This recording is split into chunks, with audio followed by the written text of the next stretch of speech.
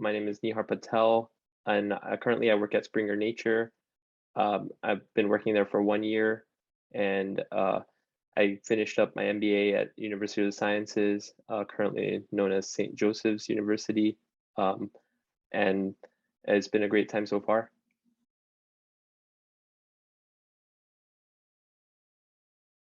Currently, I'm a project manager, and I have multiple responsibilities. I work with scientific side, the editorial medical team. I work with clients. So our company is in the consulting side. So we work on creating medical communications projects, and we deliver them to the client based on need. Uh, we work on drugs that are not on the market, so in clinical trial phase, and we create things such as posters, abstracts, manuscripts for scientific congresses, publications, um, any medical related content for our clients, our pharmaceutical clients, and I'm handling managing finances, keeping track of the statuses of the projects. I'm making sure everything is following regulatory procedures regarding publication practices. There's a lot more, but that's just like a gist of my basic daily routine.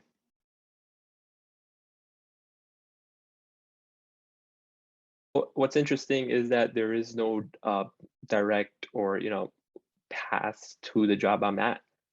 People come from multiple roles, multiple industries, multiple educational backgrounds. So I would suggest something in business. Business school is always helpful. My MBA from Philadelphia College of Pharmacy, now under the Hop School of Business, it was very helpful in getting me into this role because it just provides you with those skills that the education provides you with those project management skills to be successful in my current role. But I've seen people who came from scientific backgrounds. Um, the skills that you need are project management, for project management are time management, detail oriented, um, just being able to communicate with multiple stakeholders. So being able to really work with a lot of people.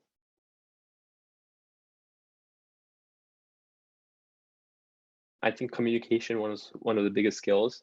I remember during my time at University of Sciences, um, we did a lot of presentations in MBA school that really helped. I would suggest everyone to take communications classes, either elective or sometimes you even have the required communication classes in your undergrad, and really sharpen up your skills in those classes because they take you a long way.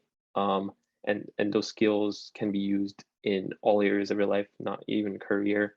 But there's always going to be times in your career where you're going to be presenting to clients, upper leadership, and those communication skills really bring you up the ladder.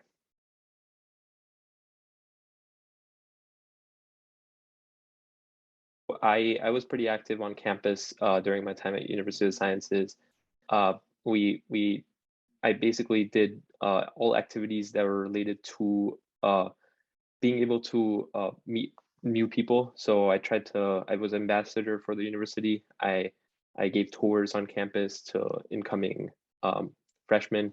So that really took me out of my comfort zone, being able to, speak to strangers and being able to comfort them and bring them onto the campus and show them around the university, show them what the school is really like, and presenting to crowds of people that really took me out of the comfort zone and developed me into a leader.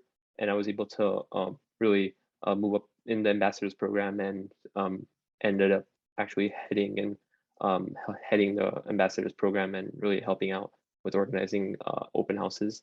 But I would even suggest joining any clubs, organizations that you have interest in. So we have so many like campus organizations. When I was on campus, I think we had 20, 30 plus organizations.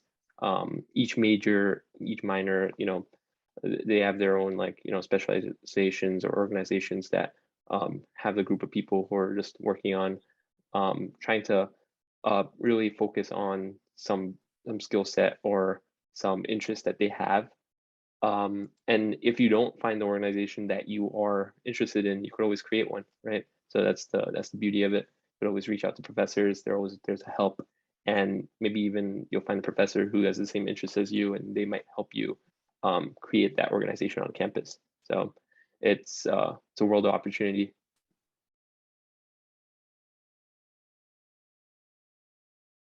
When I was a student, I didn't know much about networking. I knew there was something called networking, but never knew how to do it. Um, and I think it's a skill that you really need, something that students should develop, and something that they should develop early on, because if you think about it, every single person you meet will be helpful in one way or another within your career and education. Um, and it starts from professors, anyone at the university, students that you are studying with.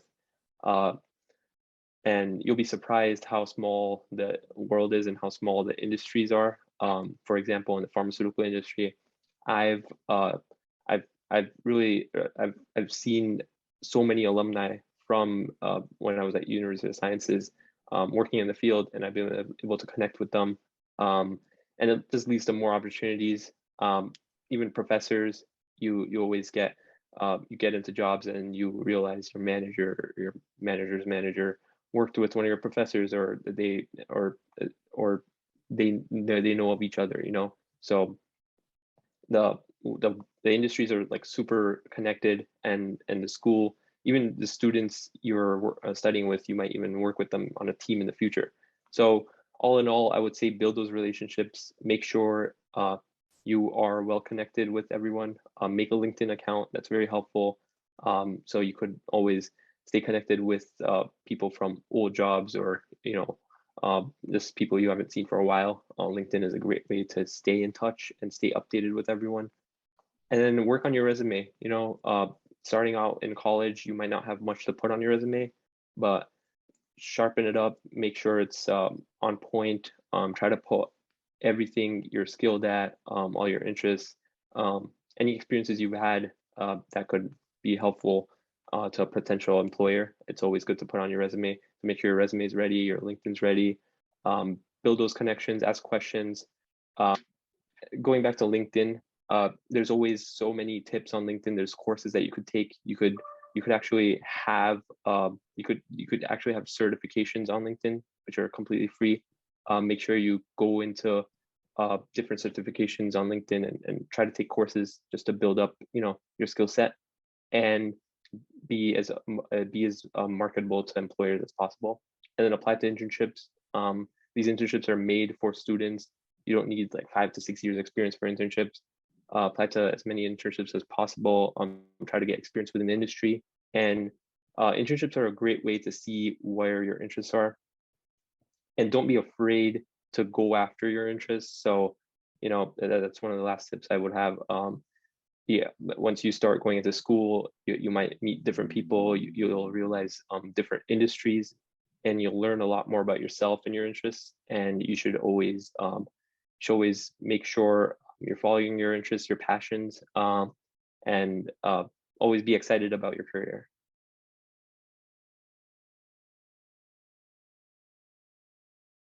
I think as a young student, your biggest barrier might be connections.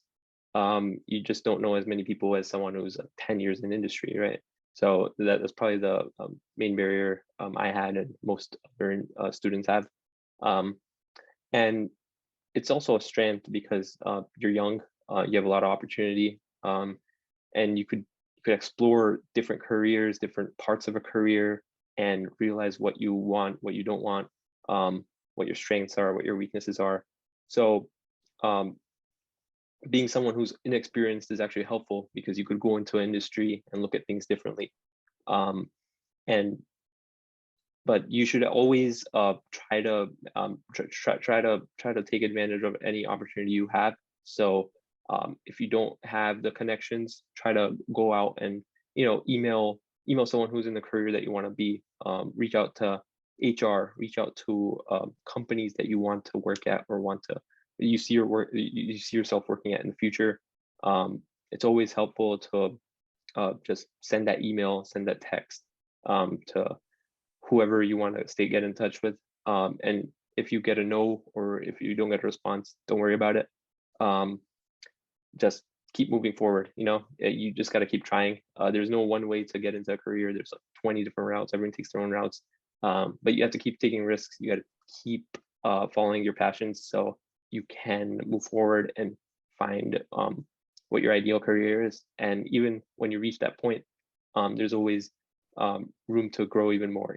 There's never an end to it. So just keep working hard and just moving forward.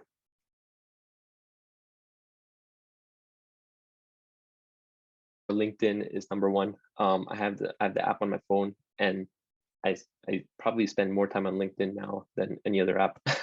So it's always good. It's always good to use social media, and LinkedIn is the professional side of the social media. So it's a way to get connected with companies, employers, coworkers. Other things to look at are books on communication, presentation. There's a lot. There's a lot of books on persuasion, communication, presentation. I can't name them off the top of my head, but if you have the time, go and pick out some books on communication, because that's key. That's very helpful. It's helpful in interviews. It's helpful to market your skills. A lot of people, they tend to have a lot of skills, but the only way to showcase them is you need to be a good communicator, and that will bring you forward. If you're someone who's very scientific, make sure you have the communication skills to bring you, if you want to go into a project management or business development role, make sure you're well balanced and have those communication skills, and always read those books that help develop those presentation skills.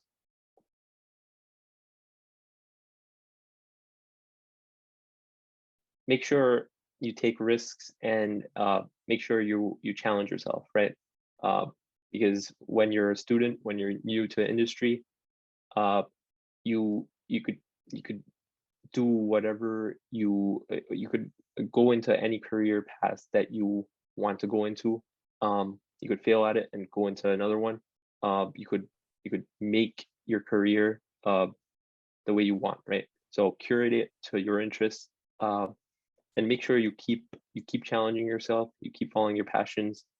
That's my number one. A lot of people, they just you don't want to get burnt out in your career. That's just the industry term.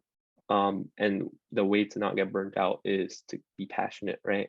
To follow your interests. Make sure you're passionate about your career. If you're not, there's always ways to pivot. There's always ways to find your passion. There's never a roadblock, right? So that's my number one tip.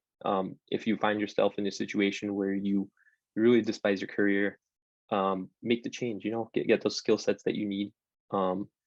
I've seen people, go into industries, make huge changes in their career, even 10 years down the line, 15 years down the line, and they turn out to be the best decisions in their life.